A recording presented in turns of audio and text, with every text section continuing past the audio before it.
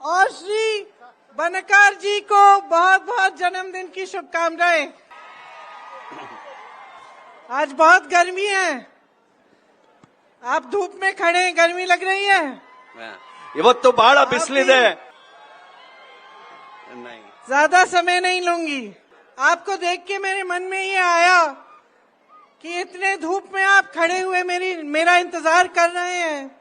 इसी तरह धूप में आप रोज खेती करते होंगे। मैंने धान के खेत बहुत देखे यहाँ। धान के लिए कितना मिलता है? How much? 350 मैडम, 350। देखिए, आप मेहनत बहुत करते हैं। खास तौर से मेरी जो बहनें हैं यहाँ बहुत सारी आई हुई हैं। आपकी बहुत आभारी हूं कि आप यहाँ आई हैं आज मेरी बातों को सुनने के लिए। कर्नाटका पहचाना जाता है यहाँ की जनता की मेहनत और ईमानदारी के लिए। एक महान संस्कृति है आपकी, महान इतिहास है। बसवन्ना जी जैसे, किट्टू रानी चेंगप्पा जैसे, चेन्नम्मा जैसे महापुरुष और स्त्री यहाँ पे रहे हैं और आपको शिक्षा दी है, जिसके आधार पर, जिस शिक्षा की आधार पर आपकी संस्कृति और आपका समाज बना।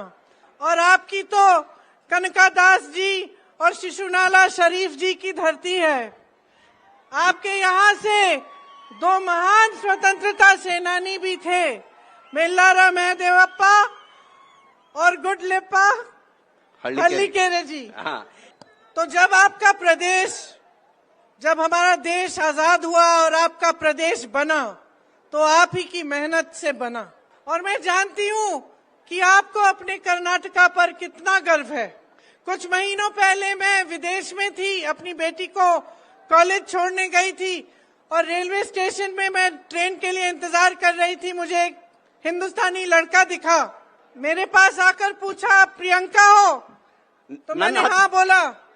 मैंने उससे पूछा, तुम कहाँ के हो? तो उसने कहा, मैं कर्नाटका का हूँ। मैंने उससे पूछा तुम क्या करते हो? तो मुझे बताया कि एक बड़ी आईटी की कंपनी में एक बहुत अच्छी उसकी नौकरी थी। मैंने पूछा, माँ बाप क्या करते हैं? तो बड़े गर्व से बोला, किसान हैं। और अपनी मेहनत की कमाई से मुझे अपने पैरों पे खड़ा किया, मुझे शिक्षित किया, ताकि आज मैं यहाँ पर आकर नौकरी कर सकता हूँ। हम दोनों को बहुत गर्व हुआ एक दूसरे से मिलकर, उसे, क्योंकि उसने मुझे बताया कि कहाँ से आया, कितनी मेहनत की कमाई से उसको पढ़ाया गया और कहाँ पहुंचा है। और मुझे ये देखकर कि अपने देश का एक लड़का, अपने कर्नाटका प्रदेश का एक लड़का इस तरह की तरक्की कर रहा है और देश का नाम दुनिया में रोशन कर रहा है, तो आप मेहनत करते किस लिए हैं? इसी तरह अपने बच्चों के भविष्य को मजबूत बनाने के लिए। मेरी बहनें दिन रात काम करती हैं। मैं जानती हूँ कि आप अगर बाहर भी नौकरी करते हैं या खेती में भी हाथ बटाते हैं, तो आप जरूर घर आकर घर का काम भी करती हैं। घर के सारे परिवार के सदस्यों की परवरिश को देखती हैं। अगर वो, उनके पास सारी सुविधाएं हैं, आपने खाना बनाया है, सब कुछ किया है उनके लिए, तभी आपको नींद आती है, तभी आप सोती हैं। और इसी तरह से जो खेती में काम करता है या जो कहीं नौकरी करता है, मेहनत की, ईमानदारी की, अपने बच्चों के भविष्य के लिए ही करता है। बच्चे परेशान होते हैं तो दुख होता है, घबराहट होती है। बच्चों का स्वास्थ्य खराब होता है तो परेशानियां होती हैं। हम सब चाहते हैं कि हमारे बच्चे बड़े हों, उनका भविष्य मजबूत बने, वो आगे बढ़े। और इस मेहनत में ये जो काम आप अपने बच्चों के भविष्य के लिए करते हैं, इसमें देश भी आप आगे बढ़ाते हैं। इस काम को करके ये देश के भविष्य का काम कर रहे हैं आप, तो इसमें भी देश सेवा है, ये छोटे काम नहीं है। जवाहरलाल नेहरू जी कहते थे कि कोई भी काम अगर मेहनत और ईमानदारी से किया जाए, चाहे किसी के घर में आप बर्तन मांज रहे हैं, चाहे आप किसी का घरेलू काम कर रहे हैं, चाहे आप किसानी हैं और खेती में काम कर रहे हैं, चाहे आप डॉक्टर हैं, शिक्षक हैं, कोई भी काम हो, अगर मेहनत और ईमानदारी से आप कर रहे हैं तो वो देश सेवा में गिना जाता है, क्योंकि यही सब करने से देश का निर्माण होता है। आप मजबूत होंगे, आपके बच्चे भविष्य में मजबूत होंगे तो देश की नई पीढ़ी मजबूत होगी। इसीलिए जो सरकार आप चुनते हैं वो बहुत महत्वपूर्ण है। किस तरह की सरकार है, उसके किस तरह के नेता हैं, आपके लिए क्या क्या करेगी और आपको मजबूत बनाने का काम कैसे करेगी। अगर सरकार लालच के आधार पर बने, उसके नेता सिर्फ ये सोचे कि हमें सत्ता और मिली जाए, हम पैसे बनाएंगे, हम यहाँ से घोटाले करेंगे, हम भ्रष्टाचार करेंगे, अपने लिए बड़े बड़े महल बनाएंगे, अपनी लाइफ अच्छी बना देंगे, लेकिन आपके बारे में न सोचे तो नुकसान उनका नहीं होता, नुकसान आपका होता है। तो उन नेताओं का, उन सरकारों का ध्यान पूरी तरह इस बात पे होता है कि हम सत्ता किस तरह से रखें और दूसरा हम कितने पैसे बना सकते हैं, कितना लूट कर सकते हैं। और आप जब ऐसी सरकार की कुनीतियों से जूझ रहे होते हैं तो आपको खुद समझ में आ जाता है कि क्या हो रहा है, क्योंकि ऐसी सरकारें ठीक ढंग से काम नहीं करती। आपने कर्नाटका में पिछले 3.5 सालों में देखा, सीएम भी बदले गए, मंत्रिमंडल का विस्तार नहीं हुआ, आपको दुर्बल नेता मिले, एक दूसरे से लड़ते रहते हैं और सही निर्णय, ठोस निर्णय आपके विकास के लिए ले नहीं पाते। आज आप यहाँ आए हैं मेरी बातों को सुनने के लिए, मेरी वजह से नहीं आए हैं। आप इसलिए आए हैं क्योंकि मेरी दादी इंदिरा गांधी जी एक दृढ़ नेता थी जिनको निर्णय लेना आता था, और क्योंकि वो निर्णय लेती थी, वो खड़ी हो जाती थी जनता के लिए, और जनता की कोई समस्या होती थी तो आपके बीच में आके उसको हल करने की कोशिश करती थी। आज भी आपके दिलों में उनके लिए श्रद्धा है। उनकी सरकार पहचानी जाती थी क्योंकि उन्होंने बड़े बड़े निर्णय लिए जो जनता के पक्ष में थे। गरीबों को जमीन दिलवाई, हरित क्रांति लाई, जब समय आया तो देश के लिए लड़ी, पाकिस्तान से लड़ाई हुई, बांग्लादेश बनाया। और उसी तरह से जो उनके बाद की कांग्रेस की सरकारें आई, अलग अलग उपलब्धियों के लिए पहचानी गई। राजीव गांधी ने देश को आधुनिक दौर में आगे बढ़ाया, नरसिम्हा राव जी, मनमोहन सिंह जी ने लिबरलाइजेशन के साथ देश को और आगे बढ़ाया।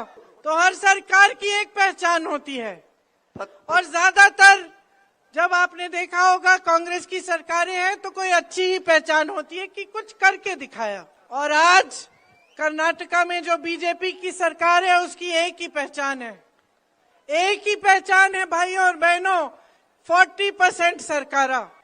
पीएसआई का स्कैम किया, भर्तियों के तमाम इम्तिहानों में स्कैम किए, कॉन्ट्रैक्टर से आत्महत्या करवा दी क्योंकि 40% मांग के उनकी जिंदगी बर्बाद हो गई। किसान आत्महत्या कर रहे हैं क्योंकि कमा नहीं पा रहे, महंगाई इतनी है, जीएसटी थोप के सबकी कमाई कोई में मुसीबत डाल दी है, मुश्किलें आ गई हैं, किसानों को सही दाम नहीं मिलता।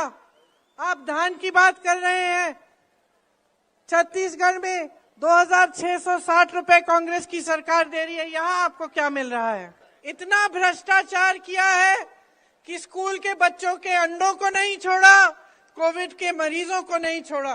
1.5 लाख करोड़ रुपए लूटे हैं कर्नाटका से। आप सोच सकते हैं कि 1.5 लाख करोड़ रुपए कितने होते हैं, इसमें कितने जीरो हैं वो तो हम भी अनुमान नहीं लगा सकते। तो क्या किया इन्होंने इन पैसों का, इस संपत्ति का जो आपसे लूटा, और क्या कर सकते थे? 30,000 स्मार्ट क्लासरूम बना सकते थे, 30,000। आप सोचिए बहनें, आपके बच्चों के लिए 30,000 स्मार्ट क्लासरूम, हर क्लासरूम में कम से कम 10-20 बच्चे पढ़ते हैं, इसका मतलब है लाखों बच्चों की शिक्षा। 1.5 लाख करोड़ रुपए में 30 लाख गरीबों के लिए घर बन सकते थे, 30 लाख घर।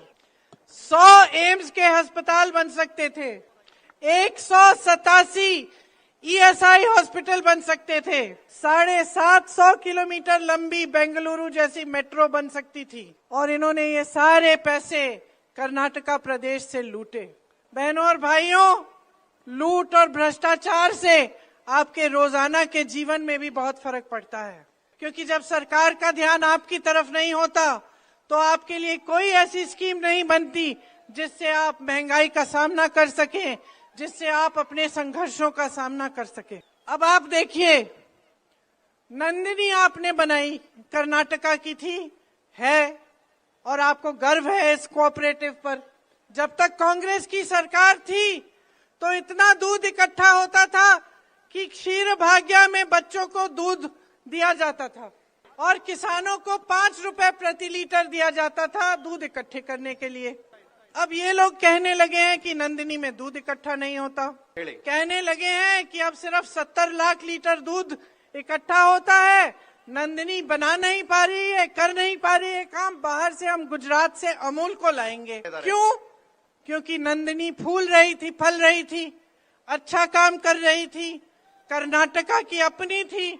अब इन्होंने सोचा कि इसको भी हम लूटने की कोशिश करते हैं। अगर ये ऐसा करेंगे तो 1 करोड़ से ज्यादा लोगों की आमदनी मुश्किल में पड़ जाएगी, कमाई मुश्किल में पड़ जाएगी। लेकिन उनको इस बात की परवाह नहीं है, इनको सिर्फ इस बात से परवाह है कि कितना, कहां पे, कैसे लूटा जा सकता है। देखिए, आपको याद होगा जब कांग्रेस थी तो अन्ना भाग्य, क्षीर भाग्य, पशु भाग्य, आरोग्य भाग्य, विद्याश्री, इंदिरा कैंटीन जैसी स्कीम थी, याद है आपको? यहाँ कितना काम, कितना विकास कांग्रेस की सरकारों ने कराया। जब देखा कि आप संकट में हैं तो आपके लिए कोई स्कीम, कोई योजना, आपकी वेलफेयर के लिए कोई फंड बनाया ताकि आपकी सहायता हो पाए। आज स्थिति ये है कि यहाँ जो लहसुन के किसान हैं उनको सही दाम नहीं मिलता, उनको खाद नहीं मिलती, प्रदर्शन करना पड़ता है, फिर भी कोई सुनवाई नहीं होती। किसानों के इक्विपमेंट में, उसकी खरीद में भी घोटाला रहा और बड़े बड़े नेताओं, जगदीश शेट्टर जी जैसे, लक्ष्मण सवादी जी जैसे, उनका अपमान किया गया। तो अब कांग्रेस क्या कह रही है इस चुनाव में? हम कह रहे हैं कि हम समझते हैं कि इन 3.5 सालों में, जबकि आपकी सरकार ने आपको लूटा है, भ्रष्टाचार फैलाया है, इसमें आपकी मुश्किलें सिर्फ बढ़ी हैं।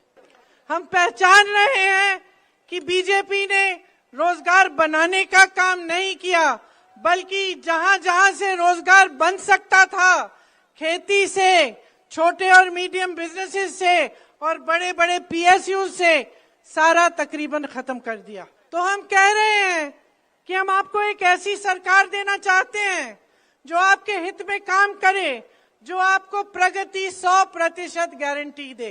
हम रोजगार बनाएंगे, बीदर से लेकर कर्नाटका की दूसरी ओर उस पार तक एक इंडस्ट्रियल कॉरिडोर बनाएंगे और टाउनशिप्स बनाएंगे। इन्होंने आपसे 1.5 लाख करोड़ रुपए चुराए, हम 1.5 लाख करोड़ रुपए किसानों के लिए एक फंड में लगाएंगे ताकि आपके बजट में होगा, ताकि आपकी भलाई के लिए, आपकी सहायता के लिए काम हो। 2.5 लाख जो रोजगार खाली हैं, सरकारी पद खाली हैं, उनको हम भरेंगे और 1 साल के अंदर अंदर भरने की कोशिश करेंगे। गृह ज्योति स्कीम लाएंगे जिससे 200 यूनिट मुफ्त बिजली आपको मिलेगी।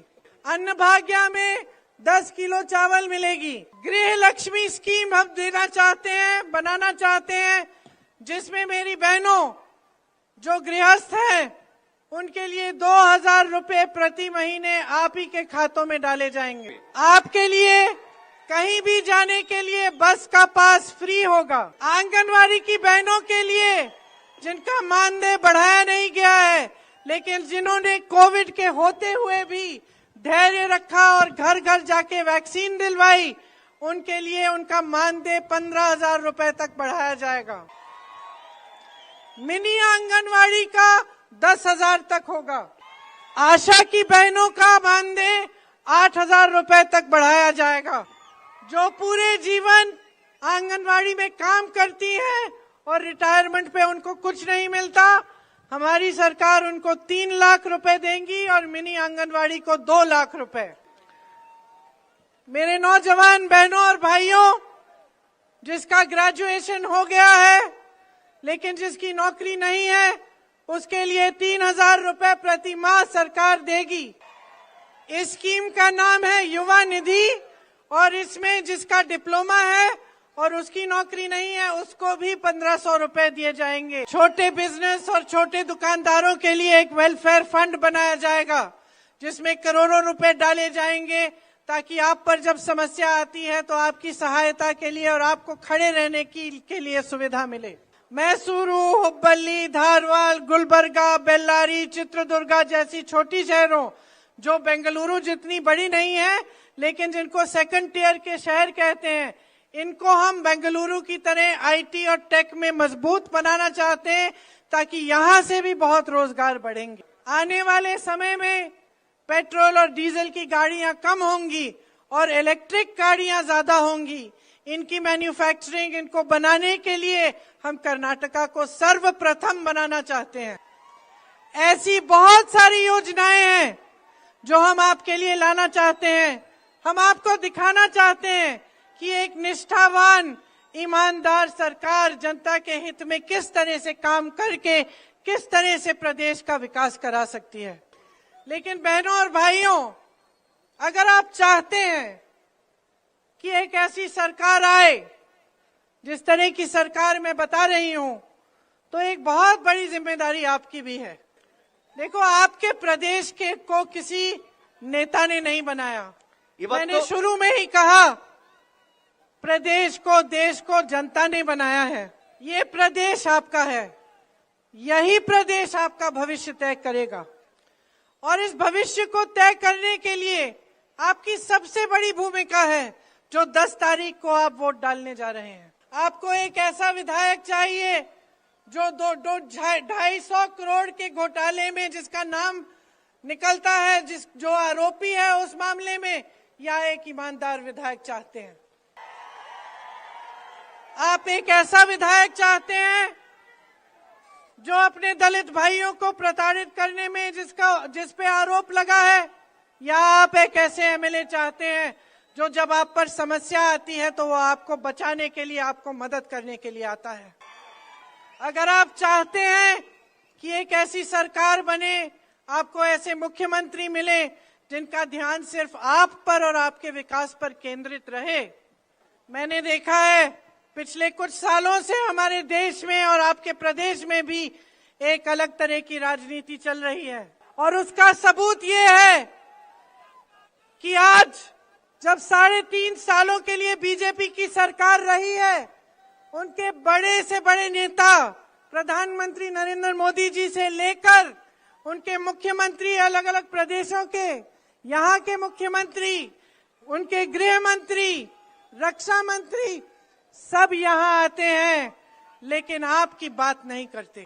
ये एक नई राजनीति हमारे देश में कुछ सालों से चल रही है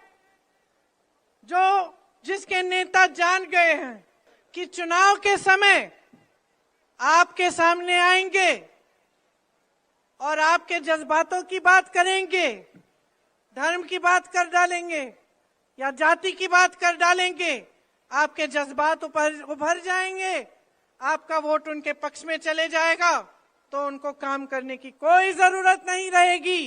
अगर उन्होंने काम किया होता और इस तरह से आपको लूटा नहीं होता तो उनके प्रधानमंत्री जी यहाँ आकर आपको अपनी गालियों की लिस्ट नहीं, अपमानों की लिस्ट नहीं, आपके लिए जो कार्य किए हैं उसकी लिस्ट सुनाते। वो आपको बताते कि कितने अस्पताल बनाए हैं, कितने स्कूल खोले हैं, कितने नए उद्योग बनाए हैं, कितने रोजगार दिलवाए हैं, कितना विकास किया है आपके लिए। लेकिन कहने को कुछ नहीं है, इसीलिए आपका ध्यान बार बार भटकाया जाता है और उनको मालूम है कि जब आपका ध्यान धर्म की प्रति जाएगा या किसी दूसरे और चले जाएगा, आपके जज्बात जहां उभर जाएंगे तो वो आगे बढ़ सकते हैं। तो आप इंदिरा गांधी जी को याद करते हैं, उनके प्रति आपके दिल में श्रद्धा है ना? उन्होंने अपना जीवन देश के लिए दिया, देश के लिए शहीद हुई।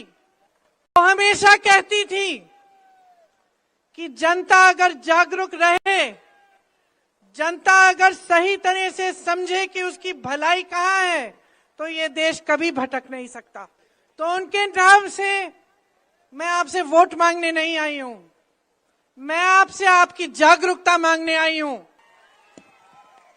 जाग जाओ, ಎದ್ದೇಳಿ, आंखें खोलो, किसी की बात पर वोट मत डालो, अपने अनुभव पर डालो।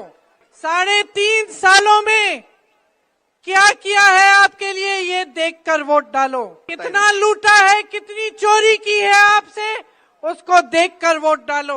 महाभारत में जब अर्जुन अपना निशाना साधते थे तो वो मछली की आंख को देखते थे और वहां से उनका ध्यान कभी भटकता नहीं था। बहनों और भाइयों, समय आ गया है कि आप कर्नाटका के अर्जुन बन जाएं।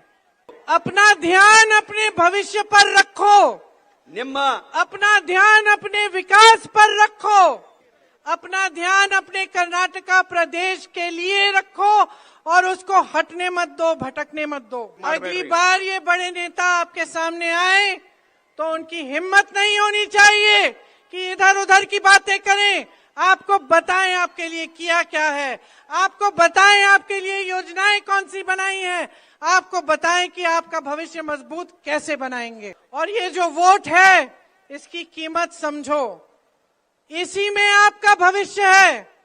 सोच समझ के अपना वोट डालो, ऐसी पार्टी की सरकार बनाओ जो पूर्ण बहुमत से बने, जिसको कोई लूट न सके, जिसको कोई तोड़ न सके, जिसको कोई बदल न सके जब तक अगला चुनाव आए। 10 तारीख को अपना वोट कर्नाटका के पक्ष में दो।